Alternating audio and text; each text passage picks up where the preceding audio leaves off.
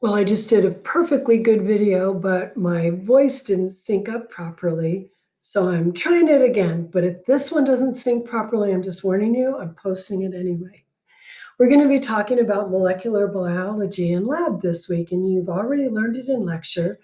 I'm going to give some brief lectures. Maybe they'll be helpful additions to what your lecture instructor has said, or maybe you just want to slide right by them because you already understand it. Molecular biology. Molecular biology is the study of how that stuff inside of your nucleus called chromosomes, how it ends up creating the unique being that is you. Right? Now, only part of who we are is our genetic material, of course. A lot of it is also environment. But we're talking about how do those things called chromosomes that are made up of segments called genes, how does that create who you are? So let's start out with what is the genetic material of life? The genetic material that makes life possible is made out of a biomolecule called nucleic acids. And there are two kinds of nucleic acids you need to know. You need to know about DNA and you need to know about RNA. As a matter of fact, in this set of lectures, you'll need to learn about three different kinds of RNA. There's only one kind of DNA, really. It's just DNA, the stuff that's in your nucleus that makes up your chromosomes. But by the time we're done, we will have learned three different kinds of RNA. Now, DNA is an enormous molecule, an enormous molecule. Let's look here. So one of these things right here, one of those things is called a nucleotide, and it is made out of a phosphate and a 5-carbon sugar and something called a nitrogenous base, right? So already one of those things that I circled is made up of, I'm going to guess, like 300 atoms. Great. Okay.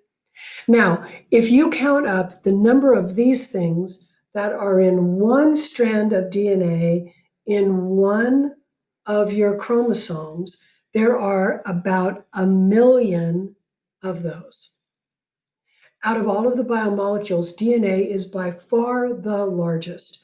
Proteins get pretty big, but they're usually, several hundred amino acids large, not millions. DNA is enormous.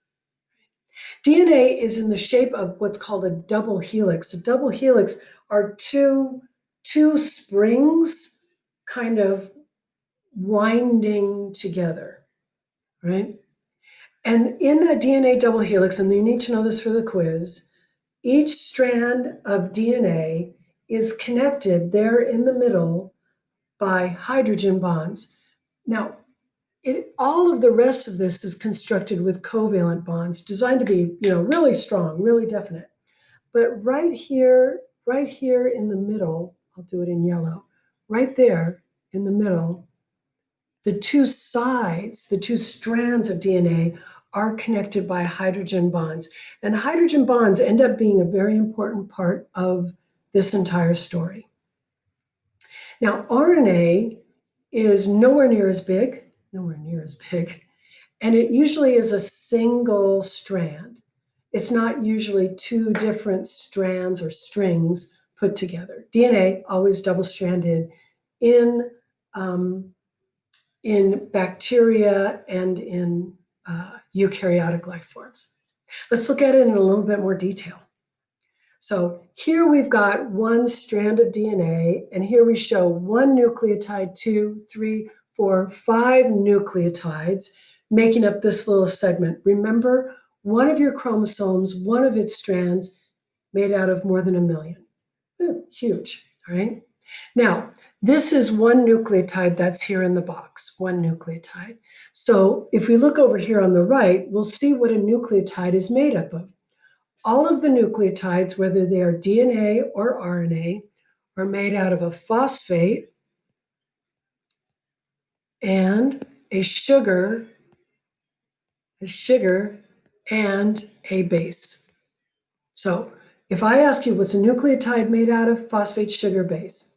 Now, for DNA, DNA is made out of a phosphate and a sugar and a base, but its sugar is deoxyribose. Deoxyribose for DNA, not a coincidence because DNA stands for deoxyribonucleic acid. So if I ask you which sugar is in DNA, you don't have to guess because you're like, duh, it's right there in the name, DNA, deoxyribose. Okay? And I will ask you that. Now, the next thing, bases.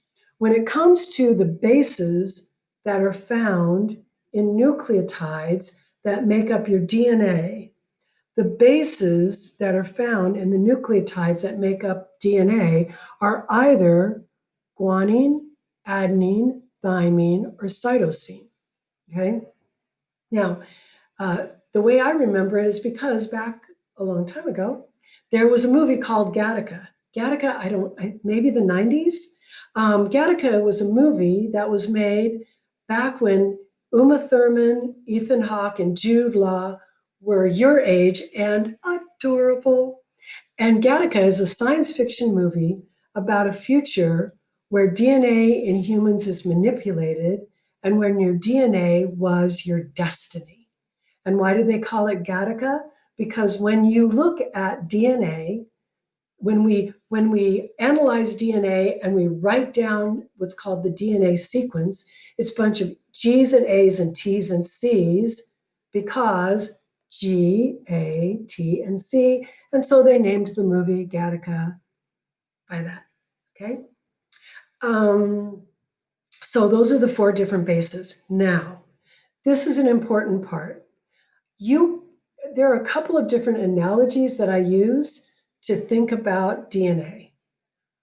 One of them I'll share with you right now. Since you've been in quarantine, you or your family member or someone probably has been doing jigsaw puzzles. They're very popular right now. And jigsaw puzzles, you have to put different pieces together. But how many different types of pieces are in a jigsaw puzzle? I don't know. If it's a 1,000-piece jigsaw puzzle, for all I know, it's got 1,000 different pieces. Maybe, okay? Not for DNA. For DNA, there are only 4 kinds of pieces. It is a very, very easy jigsaw puzzle. In this jigsaw puzzle, there would be end pieces here, and there would be end pieces here because it's 2 strands, right? And on this strand, there might be a G, and it will always fit on the other side with a C, always. And then if on this strand, there is an A, it will always match up with a T. Like I said, really boring jigsaw puzzle, but super easy jigsaw puzzle. Let me imagine for a second that I am going to put another T here. I'm going to put an A there. I'm going to put an A there next to a T there. And then I'm going to put a G right here and a C right there. And I'm going to put a C right there. Okay. Can you finish the jigsaw puzzle? Well, I hope so. Okay. Because all you have to do is just fill it in with a G there and a G there and a C there, kind of like this, okay? You can think of the G, the A, and the T and the C as being super boring pieces in a jigsaw puzzle, where the G is always going to bind to the C, and the G and the C bind by 3 hydrogen bonds, and the A always binds to the T by 2 hydrogen bonds, right? And that is the secret to life right there. I didn't mention it, but back when I was an undergrad, they did not teach this stuff to undergrads because it was so new, because I am very old. So now we're teaching it to you. And it is fantastic that it took us so long to figure this stuff out. But once we figured it out, It is a brilliant solution to the problem that life has, okay? We'll talk about that in a minute. Let's just talk a little bit more about GATTC, G-A-T-C. The four nucleotides are guanine, adenine, thymine, cytosine. The guanine and the adenine, they are big. I don't need you to remember that, but it's useful for my lecture. The cytosine and the thymine are small. And the guanine will bind to the cytosine with 1, 2, 3 hydrogen bonds, the adenine and the thymine just with 2. Let's go back all the way back to here. Okay? So here we have got the 2 strands of DNA. This strand connected by covalent bonds.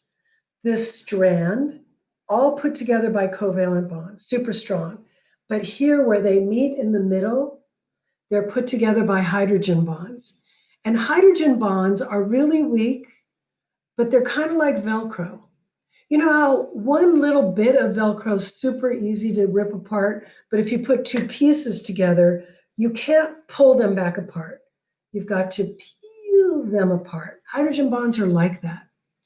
The 2 strands of DNA are connected in the center by hydrogen bonds because when DNA does the work that it does, it peels apart little segments and goes back together again when it's done.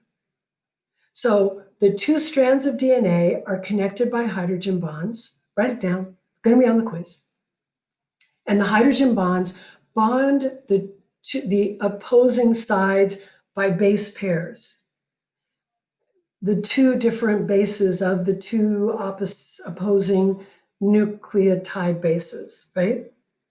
And they only go together in a certain pattern. So if you told me this is a guanine, I would know that that was a cytosine. Righty. Now, these rules of guanine to guanine to cytosine, adenine to thymine, they're called the binding rules or the rules of complementarity. I don't know if I got enough room. Sorry, that's an O. Complementarity. Or we would say that the 2 sides are I don't have enough room.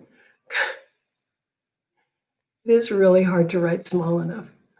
Complementary. The 2 sides are complementary to each other. They complement each other. Not like, hey, you're looking good today, but complement in that they go together. They fit together. They match. They're not the same, but they match. And those are called the binding rules or the binding rules of complementarity or the laws of complementarity. And they are a C will always go with a G by 3 base pairs, and A will always go with a T, by 3 base pairs, by 3 hydrogen bonds, and A with a T by 2 hydrogen bonds. And they don't fit together any other way, right? That ends up being really important for this. What it means is if you took away, right now, you just took away this whole strand of DNA and said, Tidell, I want you to rebuild the strand of DNA that I took away, I would have no trouble at all. I don't have to memorize that the strand you're about to take away is AGA, blah, blah, blah, blah. I don't need to memorize that. I just need to look at the one that's left behind, and I just put the complementary nucleotides, and I can build a perfectly good matching strand. We're going to start there at the beginning of the next video.